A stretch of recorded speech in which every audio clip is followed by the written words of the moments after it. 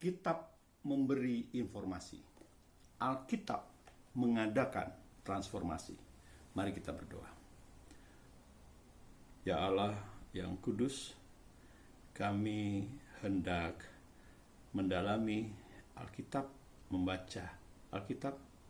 Kiranya Engkau membimbing kami dengan Roh Kudus-Mu, membuka akal pikiran kami, budi kami, dan apa yang Engkau berikan dalam bentuk firman boleh kami percayai, kami dalami, dan Engkau berkenan atasnya.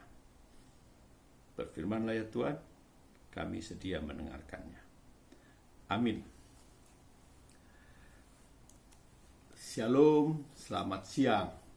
Jumpa lagi dengan saya Reinhard Samakansil dalam program pendalaman Alkitab Rabu siang, atau Mari Baca Alkitab episode 5. Kita akan mendalami kitab Hakim-Hakim dan kitab 1 Korintus sesuai bacaan Rabu 8 Juli. Bacaan malam dari SGDK Sabda Guna Dharma Krida, yaitu Hakim-Hakim 7 ayat 15 sampai 25. Dan bacaan Minggu 12 Juli pagi juga dari SGDK, yaitu 1 Korintus 1 ayat 1 sampai dengan 9. Saya tidak membahas lagi kitab Hakim-Hakim karena sudah diurai panjang lebar pada pendalaman Alkitab Rabu siang minggu lalu, episode 4, bersama kitab Yosua, Rut 1-2 Samuel, 1-2 Raja-Raja, 1-2 Tawarikh. Kitab Hakim-Hakim disebut sebagai kitab sejarah sebelum pembuangan. Ini bukunya saya ngambil dari sini. Saudara-saudara bisa memilikinya, hubungi pengelola channel GE Community. Sekarang kita langsung mendalami bacaan kita Hakim-Hakim 7 ayat 15 sampai 25. Ayat 15, kisah Gideon, ayat 15 dulu ya. Kisah Gideon ini mengumpulkan berbagai tradisi yang berasal dari suku Manasye. Penyusun kitab Hakim-Hakim menemukan tradisi-tradisi itu sudah dipersatukan, lalu menyadurnya sedikit. Ada beberapa tradisi mengenai tindakan-tindakan kemiliteran yang dilakukan oleh Hakim Gideon melawan orang Midian, baik di wilayah bangsa Israel sendiri maupun di luar, yaitu di daerah seberang sungai Yordan. Pada ayat 16 ada kalimat, dibaginyalah ke-300 orang itu dalam 3 pasukan. Gideon menyebarkan pasukannya sedemikian rupa untuk dapat memberikan kesan bahwa pasukan Midian itu diserbu dari 3 sisi pada waktu yang bersamaan. Metode yang dipakai Gideon ini merupakan sebuah bentuk perang urat saraf. Sesudah itu dia memakai sangkakala, bahasa Ibraninya soparot, tanduk kambing jantan arti hurufiahnya. Juga memakai buyung yang kosong dan obor. Buyung yang kosong dipakai untuk menyembunyikan obor hingga saat yang tepat. Gideon bertujuan untuk mengadakan serangan mendadak. Pada tengah malam, orang-orang Midian akan terbangun oleh suara sangkakala, soparot, dan pada saat yang bersamaan akan melihat munculnya banyak obor secara mendadak. Dengan demikian, Gideon mengharapkan dengan pertolongan Allah untuk mengacaukan perkemahan musuh. Sementara ayat 17-19 mencatat bahwa perang rohani itu nyata. Metode dan strategi yang terbaik manusia tak laku bagi Allah. Ke-300 personalia militer terpilih itu tidak boleh membawa senjata, pedang, tombak, dan lain sebagainya. Mereka hanya boleh membawa trompet, buyung atau kendi kosong. Buyung itu kendi kosong, dan obor. Trompet itu sangkakala, itu tadi bahasa Ibrani soparot. Meski aneh, nggak bawa peralatan perang ya, seperti pedang tidak boleh dibawa, tombak, senjata lain tidak boleh, tapi mesti bawa kendi, obor, sama sangkakala. Meski aneh, tugas mereka sebagai pasukan Allah kini adalah taat pada sang komandan. Perang itu adalah perang rohani. maka hanya bisa dimenangkan bukan dengan senjata biasa, tapi dengan iman dan ketaatan kepada pimpinan perang. Ayat 9 ada kalimat,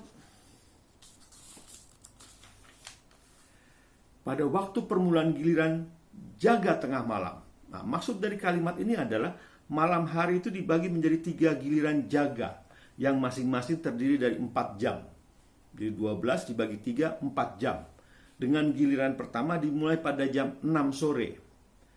Lalu ada kalimat lagi, lalu mereka meniup sangkakala dan memecahkan buyung di tangan mereka. Kendinya itu buyungnya dipecahkan. Suara sangkakala merupakan tanda awal penyerbuan. Pemecahan buyung yang kosong akan memberi kesan senjata yang sedang beradu. Padahal nggak ada yang bawa pedang. Ketika orang Midian terbangun, mereka akan menduga bahwa pertempuran sudah dimulai. Ayat 20 ada kalimat pedang demi Tuhan dan demi Gideon. Ada kalimat itu di ayat 20. Maksudnya seruan perang itu ikut memperkuat suara spora soprapim atau soprapot yang tadi, sangkakala artinya, dan buyung yang pecah sehingga menimbulkan panik di kalangan orang Midian. Jadi suaranya itu makin kuat, membuat panik pasukan Midian. Sementara ayat 22 ada kalimat, maka di perkemahan itu Tuhan membuat pedang yang seorang diarahkan kepada yang lain. Maksudnya bahwa ada di dalam kekacauan itu orang Midian dan rekan-rekan mereka saling bunuh, saling menyerang. Pasukan Gideon sebenarnya lemah, nggak punya senjata, tetapi pasukan musuh sedang sibuk menghancurkan dirinya sendiri. Pasukan Israel di bawah pimpinan Gideon, Hakim Gideon, memanfaatkan keuntungan mereka itu dan mulai mengejar pasukan Midian yang melarikan diri. Lalu ada kalimat di ayat 22 tadi, lalu larilah tentara itu sampai ke Betsita. Betsita itu artinya rumah pohon akasia. Ya, rumah pohon akasia. Terletak di sebuah tempat di antara lembah Israel dan Zerera yang terletak di lembah Yordan. Sementara ayat 23 ada kalimat, dikerahkanlah orang-orang Israel mengejar orang Midian itu. Maksudnya, kemenangan 300 orang anggota pasukan Gideon yang tidak bersenjata merupakan pemicu munculnya penyerangan umum untuk mengusir semua orang Midian dari tanah Kanaan. Ayat 24 ada kalimat, dudukilah segala batang air sampai ke Betbara dan juga sungai Yordan.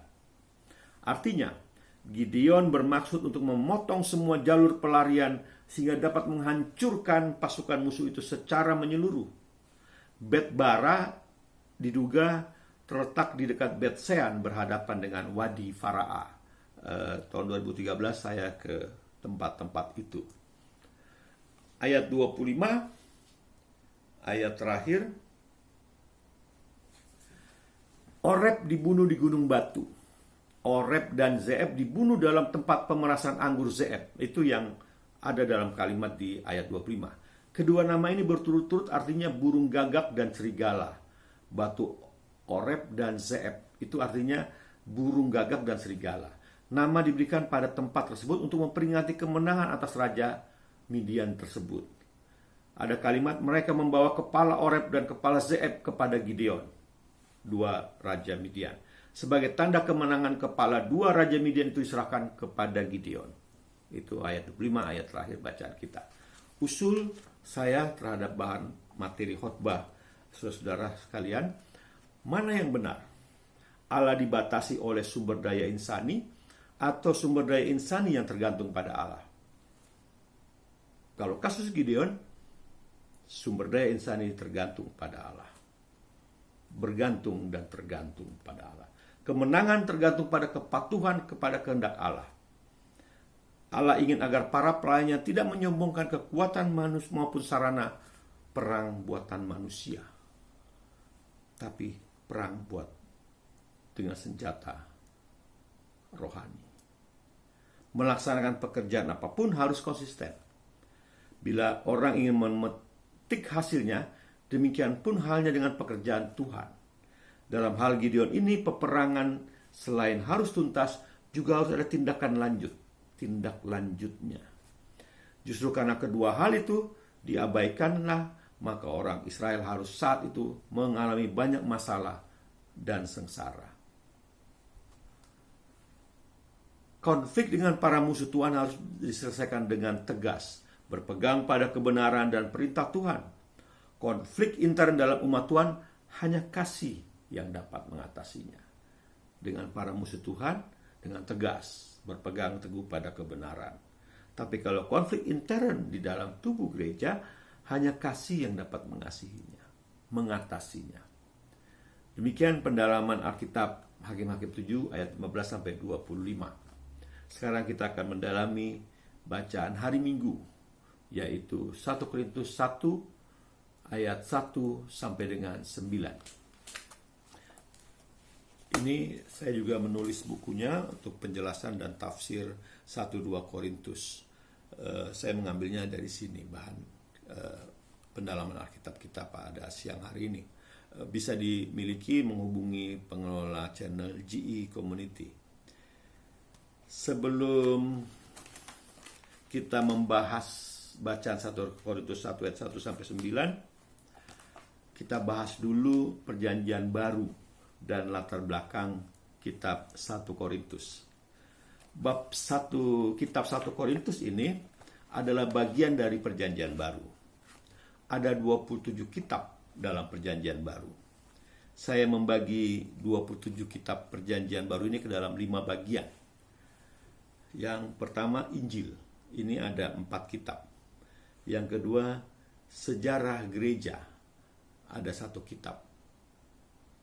Injil ada 4, sejarah gereja 1 kitab.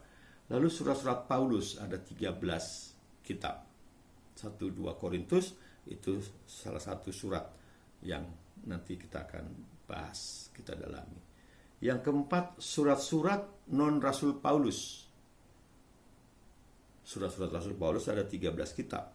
Surat-surat non-Paulus, surat-surat non-Rasul Paulus ada 7. Yang kelima, dokumen-dokumen, ada 2 kitab. Yang pertama Injil, ada 4 kitab ya, Matius, Markus, Lukas, Yohanes. Dari 4 kitab Injil ini terbagi 2, kitab sinoptik dan non-sinoptik. Yang sinoptik itu Matius, Markus, Lukas. Yohanes tidak sinoptik ya. Jadi kenapa itu beda? Injil sama-sama tapi 3 Injil sinoptik, 1 non-sinoptik. Sinoptik, sin itu sama, sun, optik itu pandangan. Ada kesamaan pandang antara Matius, Markus, Lukas. Yohanes berbeda. Apa perbedaannya? Matius, Markus, Lukas,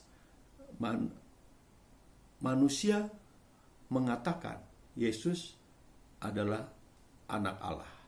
Sementara di Yohanes, Yesus mengatakan dirinya anak Allah. Jadi berbeda di situ dengan kitab sinoptik ya, Matius, Markus, Lukas. Yohanes di situ bedanya. Dia bukan Injil sinoptik. Yang kedua tadi apa? Sejarah. Kitab sejarah cuma 1, yaitu Kisah Para Rasul. Kitab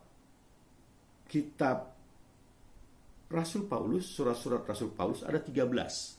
Yang ketiga ya, 1, 2 sudah, 13. 13 kitab ini terbagi 2. 9 kitab untuk jemaat, 4 kitab untuk pribadi. 9 yang mudah dulu, 4 untuk pribadi apa? 1-2 Timotius, Titus, Filemon. 1-2 Timotius, Titus, Filemon. Jadi ada 4 kitab surat-surat Rasul Paulus kepada pribadi. 9 kitab untuk jemaat, mulai dari depan itu apa?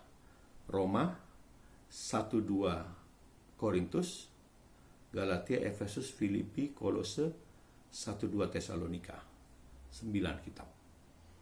9 tambah 4 kitab pribadi, jadi surat Rasul Paulus ada 13. Tinggal 11 kitab lagi. Tinggal 9 kitab lagi. 7 surat-surat non Rasul Paulus, 2 dokumen-dokumen. 7 ini apa? Surat-surat, bukan yang Rasul Paulus yang menulis, tapi dia berbentuk surat juga.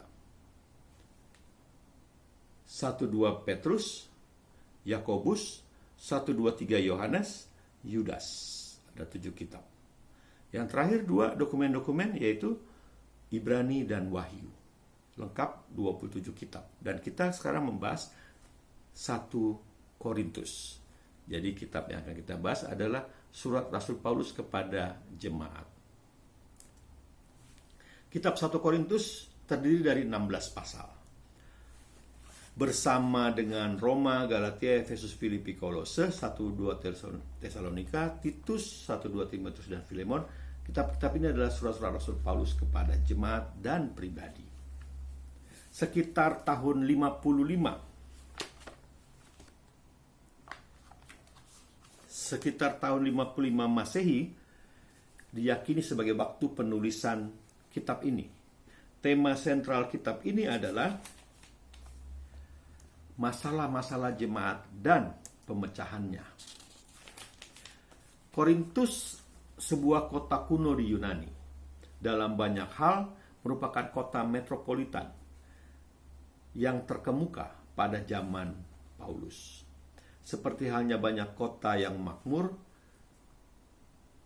Korintus menjadi kota yang angkuh secara intelektual, kaya secara materi, tapi bejat secara moral.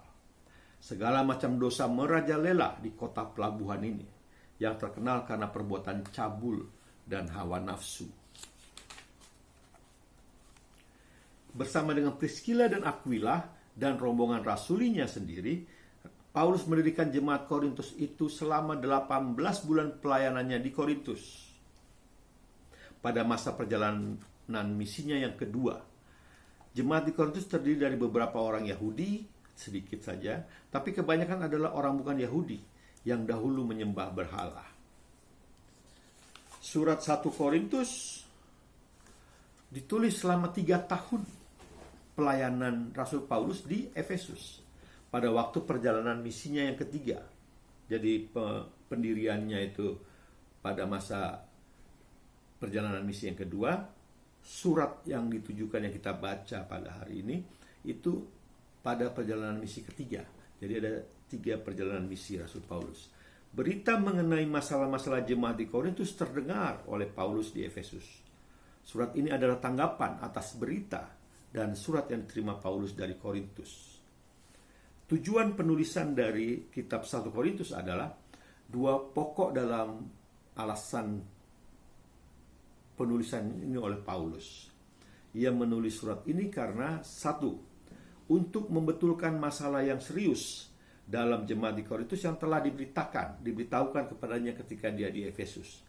Yang kedua, untuk memberikan bimbingan dan instruksi atas berbagai pertanyaan yang telah ditulis oleh orang Korintus kepada suratnya ke Rasul Paulus di Efesus. Sementara ciri dari kitab 1 Korintus ini ada 5. Tadi tujuan penulisan ada 2. Sekarang cirinya ada 5. 1, surat ini paling berpusat pada persoalan dibandingkan dengan kitab lain dalam perjanjian baru. Banyak persoalan di 1 Korintus ini. Yang kedua, secara keseluruhan ditekankan kesatuan jemaat lokal sebagai tubuh Kristus. Suatu fokus yang ada dalam pembahasan tentang perpecahan, perjamuan kudus, dan karunia-karunia rohani. Itu yang membuat timbul perpecahan.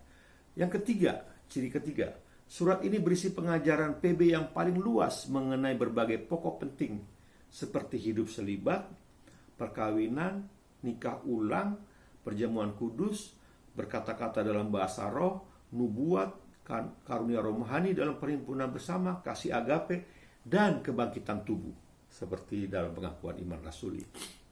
Ciri keempat, surat ini memberikan hikmat yang tak ternilai untuk pengawasan para gembala berhubungan dengan disiplin gereja.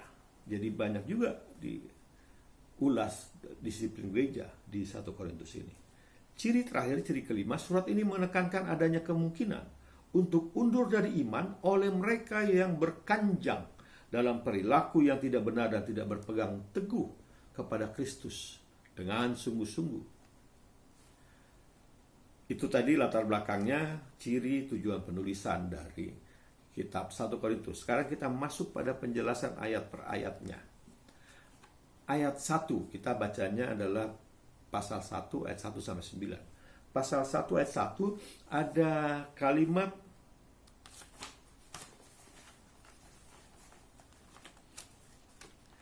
dipanggil menjadi rasul. Pada ayat 1 ada kalimat itu, ada frasa itu. Dipanggil menjadi rasul. Terjemahan harafiahnya dari bahasa Yunani adalah menjadi rasul karena panggilan. Begitu sebenarnya arti harafiahnya. Menekankan prakarsa ilahi yang memanggil Paulus ke dalam jabatan ini, jabatan rasul ini. Frasa ini bersama dengan ungkapan penguatnya, ada juga di ayat 1 ungkapan penguatnya, oleh kehendak Allah. Ada frasa itu di dalam ayat 1. Dibuat untuk orang-orang di Korintus yang mungkin mempersoalkan hak Paulus untuk berbicara sebagai orang yang berwenang berbicara. Ada juga frasa atau kata Sostenes, Sostenes saudara kita di ayat 1. Itu menunjuk pada pemimpin rumah ibadat Yahudi. Penekanan pada saudara kita, Sostenes saudara kita, mungkin hanya berarti bahwa dia adalah seorang Kristen yang terkemuka. Tetapi apabila dia adalah Sostenes dari Korintus yang diceritakan oleh Lukas, maka pemukulan yang ia terima dari orang-orang Yunani merupakan suatu berkat justru. Dia menjadi orang Kristen, makanya dia dipukul. Ayat 2, penjelasan ayat 2. Jemaat atau gereja yang dimaksudkan dalam frasa jemaat Allah di ayat 2, dan bukan jemaat milik Kefas, Apolos, atau bahkan bukan Paulus. Lalu ada ungkapan dikuduskan dalam Kristus Yesus pada ayat 2. Ini artinya memperkenalkan sebuah doktrin penting, tetapi juga sangat banyak dipakai secara salah. Kata Yunani hagiaso berarti menguduskan, bukan dalam artian dijadikan kudus, melainkan dalam arti dipisahkan untuk dimiliki dan dipakai oleh Allah. Jadi kudus itu dipisahkan, menjadi kudus, menguduskan, dijadikan kudus, itu ditarik terpisah dengan mereka yang tidak kudus. Ayat 2 seperti itu. Ayat 3 ada frasa kasih karunia dan frasa damai sejahtera. Frasa ini sudah sangat terkenal, mengacu pada kasih karunia dan damai sejahtera yang ada dalam kehidupan orang Kristen. Bukan mengacu pada kasih karunia yang menuntut seseorang memasuki kehidupan Kristen, serta damai sejahtera yang dialami sesudahnya. Bukan. Sementara ayat 4 penjelasannya adalah Kristus adalah pengantara agung yang mendatangkan semua kemurahan Allah. Orang-orang yang dipersatukan dengan Dia oleh iman dan mendapat bagian dalam roh dan kebaikan Tuhan menjadi tujuan dari kemurahan ilahi. Itu penjelasan ayat 4-nya. Sementara ayat 5 ada kata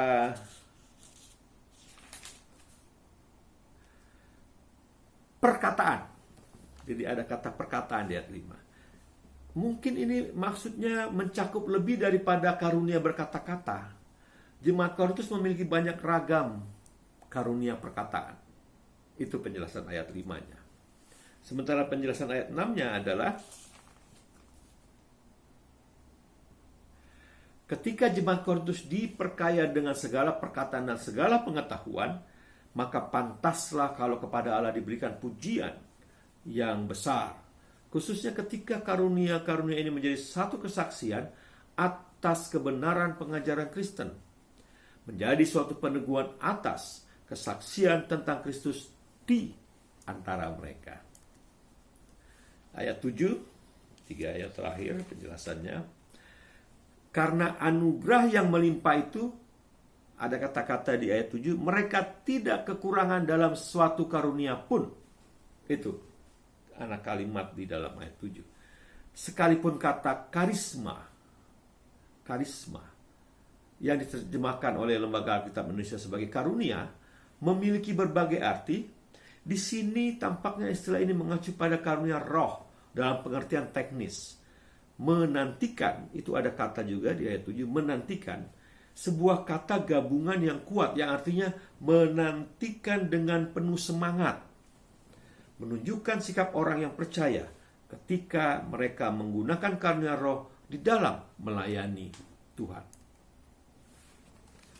Sementara ayat 8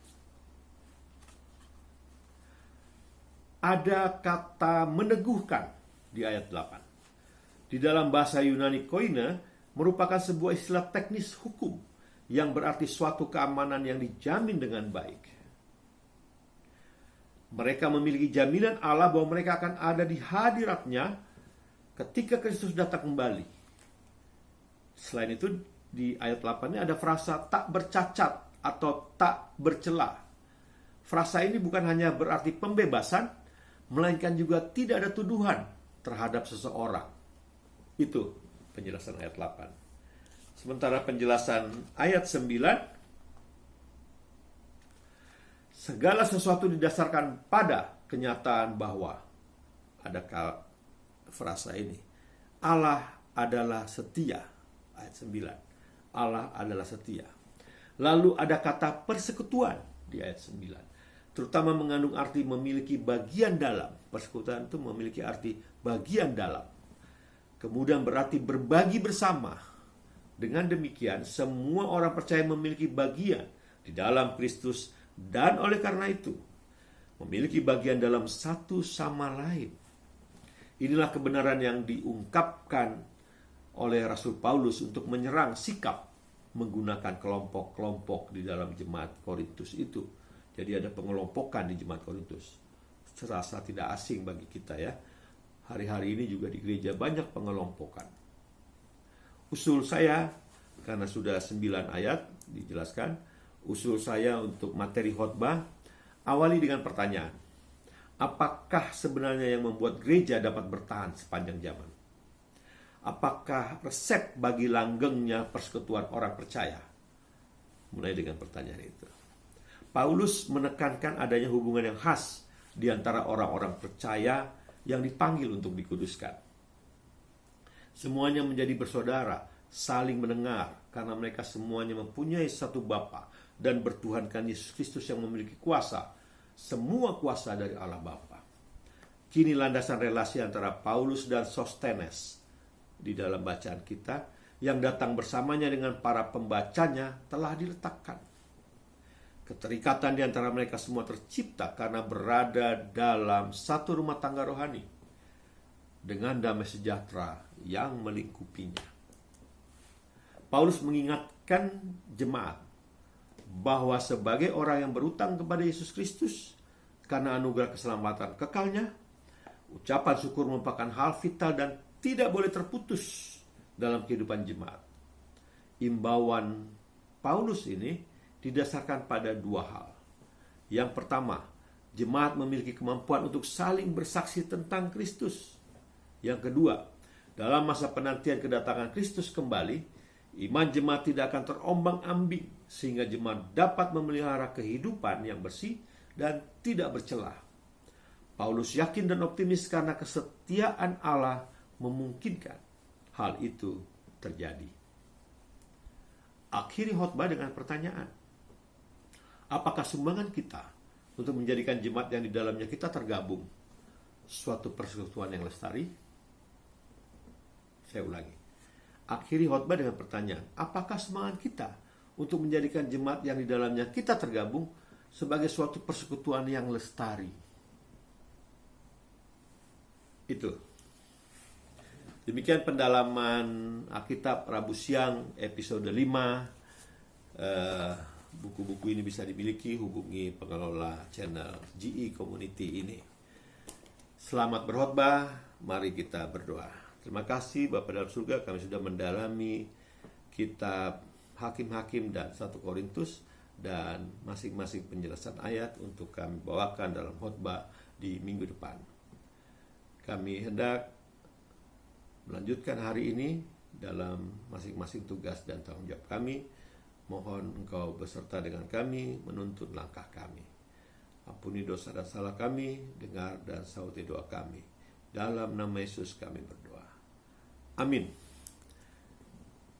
Selamat siang, sampai jumpa di Pengenalan Alkitab Rabu siang minggu depan, dan mari belajar Alkitab episode 6. Salam sehat, Shalom.